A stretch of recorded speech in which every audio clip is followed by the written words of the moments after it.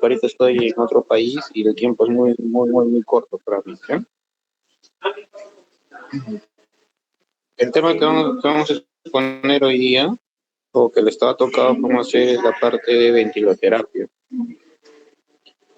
Entonces, en ventiloterapia, lo que hay que recordar básicamente es para qué sirve la oxigenoterapia, qué es lo que nos va a hacer el oxígeno en nuestro cuerpo y qué es lo que va a retornar. Entonces, en ventiloterapia o oxigenoterapia, lo que hay que recordar es que el oxígeno es un medicamento y como es un medicamento se tiene que ver para tratar alguna enfermedad, en este caso la insuficiencia respiratoria, y distinguir dos términos como tal, la hipoxemia y la hipoxia como tal, que son preguntas fijas para el examen. Entonces, a ello tenemos que recordar que en el medio ambiente los gases que están puestos están a un FiO2, a una fracción inspiratoria de oxígeno basal, algo normal como tal. Para eso, el FiO2 ambiental en el cual nosotros estamos interactuando es un FiO2 21 como tal. Dentro de los cuales los términos que tienen que recordar son hipoxemia e hipoxia. Y la hipoxemia es la disminución del oxígeno disuelto en la sangre arterial.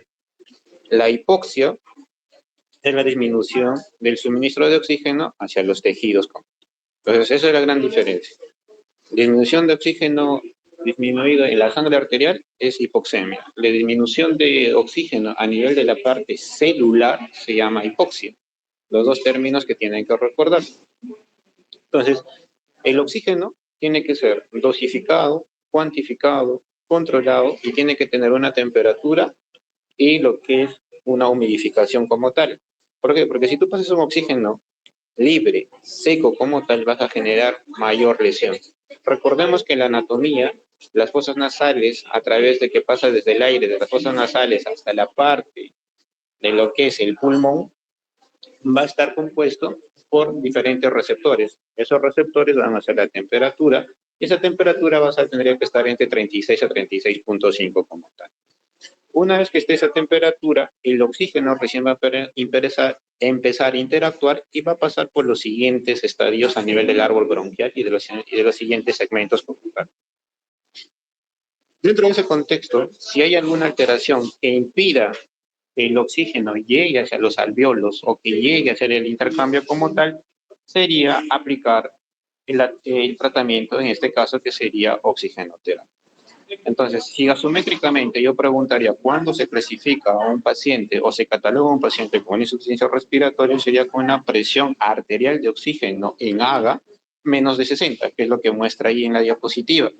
Pero si te digo, ¿qué más me ayudaría para decir que este paciente esté mal o no esté tolerando lo que es la parte de su vida o la patología que está llevando a fondo sin oxígeno?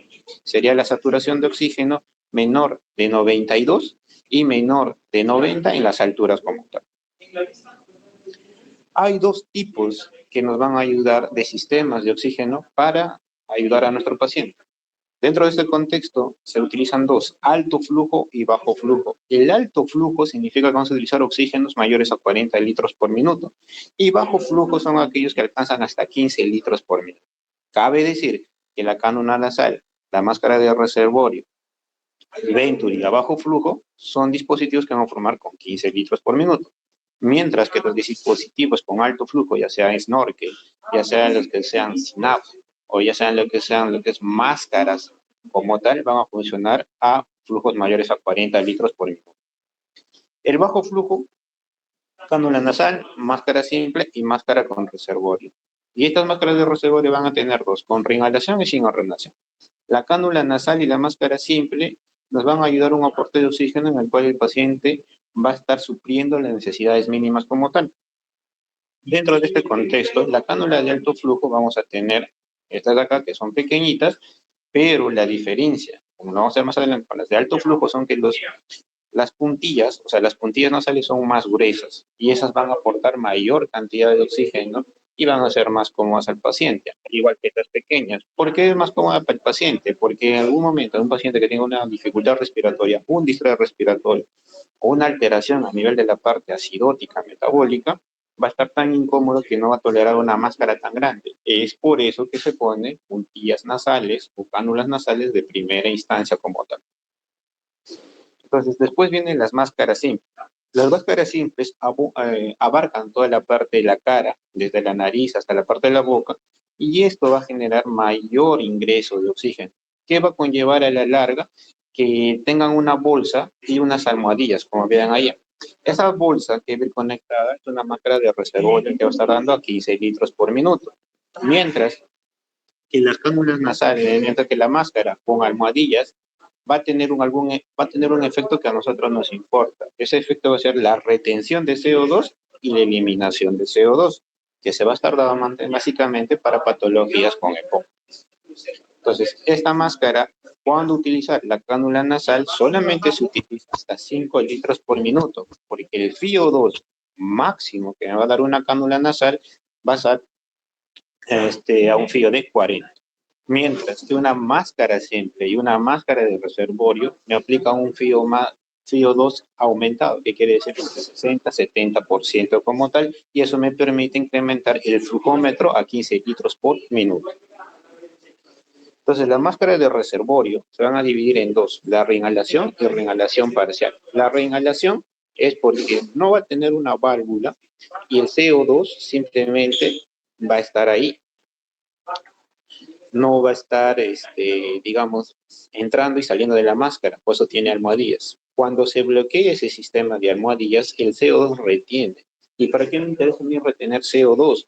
Porque hay pacientes que barren CO2 y la insuficiencia respiratoria se puede estar dando mediante una alcalosis.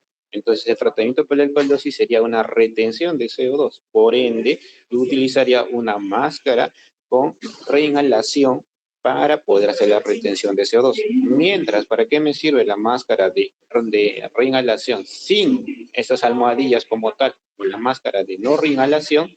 Básicamente para que se elimine más CO2 y entre más oxígeno. ¿Y en qué pacientes haría esto? En pacientes que hacen insuficiencia respiratoria tipo 2, aquellos que están acumulando bastante oxígeno y nosotros queremos eliminar bastante cantidad de CO2 y queremos utilizar esta mascarilla, porque nuestro objetivo es que entre más oxígeno, aire, hacia los pulmones para que el paciente pueda sobrevivir como tal. Entonces, estos sistemas, tanto de bajo flujo, se van a clasificar como en la siguiente tablita. Tenemos cánula de oxígeno, como les dije, máximo son flujo de 40 hasta 5 litros por minuto. La máscara de oxígeno, y esta máscara de oxígeno vamos a tener dos, con reinhalación y sin inhalación. Ambos tienen una bolsa y ambos me permiten llegar a una máscara con reinhalación, básicamente un fío de 70 a un 80%, como tal. Los de alto flujo, los de alto flujo se van a caracterizar básicamente por un esquema. Hay una ley física como tal que me permite captar el oxígeno externo más el oxígeno interno mediante este dispositivo que me va a ayudar a colocar mayor cantidad de oxígeno. Dentro de estos está la máscara Venturi. La máscara Venturi es la que va a sostener este ejemplo. El Venturi a bajo flujo y el Venturi a alto flujo. El Venturi a bajo flujo básicamente te va a llegar hasta 6 litros como tal, pero el sistema me va a hacer que este FiO2, la cantidad de oxígeno que entre, sea mayor. Mientras que el sistema de alto flujo del Venturi me permite llegar a 15 litros más lo que se va a coger externamente por la ley que le voy a mencionar, me va a llegar a ser por lo menos un flujo de oxígeno constante y un FiO2 mucho más elevado. Como pueden ver en la diapositiva, ahí se mira la máscara de Venturi, el cual tiene dos sistemas, el bajo flujo y alto flujo, que son el verde y que son el blanco. Pero esto anteriormente, o los antiguos, o algunos hospitales antiguos tienen los de colores, tanto rosado, amarillo, verde, blanco, que en cada dispositivo tiene un FiO2 y en el cual le va a dar lo va a catalogar como alto o bajo flujo. Entonces, ¿por qué el Venturi se considera un alto flujo? Porque hay una ley, la ley de Bernoulli. La ley de Bernoulli significa que mediante espacios pequeños se va captando mayor cantidad de oxígeno y al distribuirse por esta pequeña circunferencia o por este pequeño radio, va a generar mayor presión. Al generar mayor presión va a generar mayor cantidad de oxígeno y esto, ¿cuál es la fisiopatología que involucra esto? Esta cantidad de oxígeno que va a salir con más fuerza, se va a distribuir a través de los alvéolos y va a llegar al sistema respiratorio haciéndole hematosis como tal. Entonces, el sistema de alto flujo del Venturi vamos a tener el adaptador blanco. El adaptador blanco que te permite llegar a 15 litros, pero te capta por lo menos entre 30 litros, ya sea, ¿por qué? Porque el Venturi, el dispositivo blanco, capta el oxígeno del flujómetro. Pero, si ven acá, ahí hay una valvulita color verde que está saliendo. Esa válvula color verde que está saliendo es para poder captar el oxígeno y los gases externamente y con eso concentrar mucha mayor cantidad y con eso tener mayor cantidad de FIO. Y es por eso que te ponen acá alta cantidad de FIO2 con 15 litros como tal. Entonces, la cánula nasal de alto flujo, que es el otro sistema como tal, ya no funciona con la ley de Bernoulli, sino funciona ya mediante un dispositivo eléctrico, el cual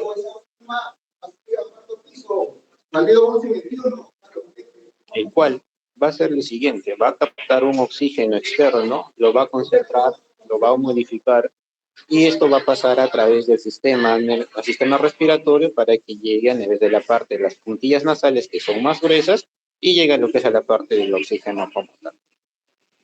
Entonces, ¿cuál es la importancia de la cánula de alto flujo? Que la cánula de alto flujo te va a generar un efecto como presión positiva.